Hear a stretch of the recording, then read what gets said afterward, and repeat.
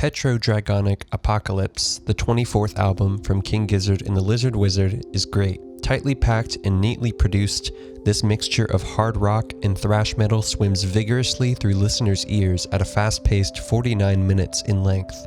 PetroDragonic Apocalypse is a great album that, for me, doesn't quite live up to its name.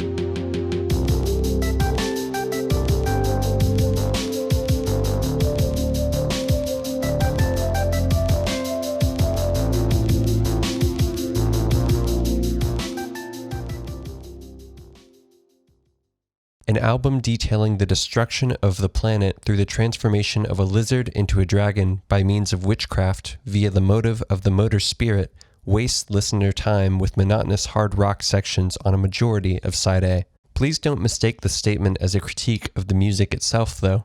The breakthrough of Gila Monster into dragon and finally flamethrower seemed to break this mold, but in doing so have shattered the potential of curating a solely devastating record. If King Gizzard held themselves accountable to write something that isn't a few notes shy of self-worship, they might have set out to create an album with a more unique aggressiveness that holds merit to its name. That being said, I own this record on vinyl. I listen to the album in full quite regularly. This is not a bad album by any means, but I do feel as though it should have been heavier, faster, and more colorfully arranged than the product that was given. Before going forward, I must say the channel Big Lobster seems to share my positive thoughts towards this record quite accurately while being entertaining and lighthearted overall. I would highly recommend seeing their video for a more positive outlook on this record after the video. However, I find it important to share my thoughts on why this album misses in many ways for me personally, not that it truly matters. PetroDragonic Apocalypse is one of few Gizzard records that I would say drags to start. My reasoning behind this point actually has less to do with the songwriting, but more so how all of these songs are produced. For an album with as strong a driving narrative as Petro, I find it surprising how straightforward the mix work is between tracks. I personally believe that a more careful approach to capturing each song with a different recording technique could have given each track more character while considering how the change in technique could actually aid the song being recorded.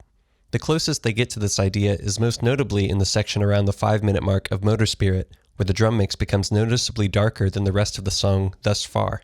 More of this sort of flair could have served many other sections of tracks well.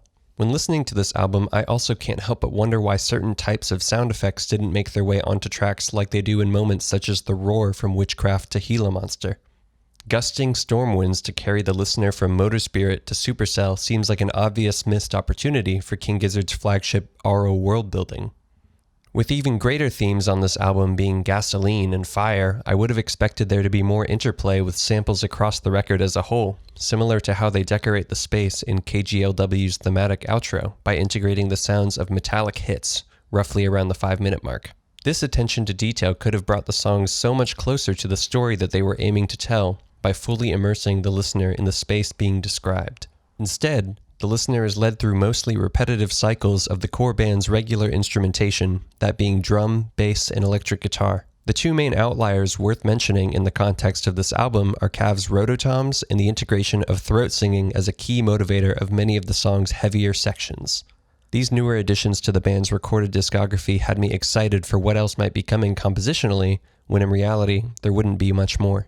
I consider the last half of this record highly more attributable to the title PetroDragonic Apocalypse, as it brings the listener into the moment of the story that is truly entertaining to hear in such detail. Even if the first half of the album is narratively important to expand on how these events are taking place, it might have been worth putting extra consideration into where the story begins and why. With an album this heavy and whimsical, the first couple tracks tend to feel overly inconsequential to the telling of the more interesting parts on side B. Again, I do find the first 4 tracks enjoyable and more than listenable. However, I think that the songs miss the mark on setting up an album with such potential to be filled with songs like the ones in the second half. From this point, I would be going in circles, so I'm going to transition into my concluding thoughts and hope not to end on such a dismal note. PetroDragonic Apocalypse is a heavily entertaining addition to King Gizzard's metal catalog. The record tells one of the band's more carefully constructed narratives with compositions and performances that reek of the ensuing havoc detailed throughout. Yet, PetroDragonic Apocalypse is a great album that somehow, at least for me, doesn't quite capture the gravity of its themes for its full duration. Thanks for watching.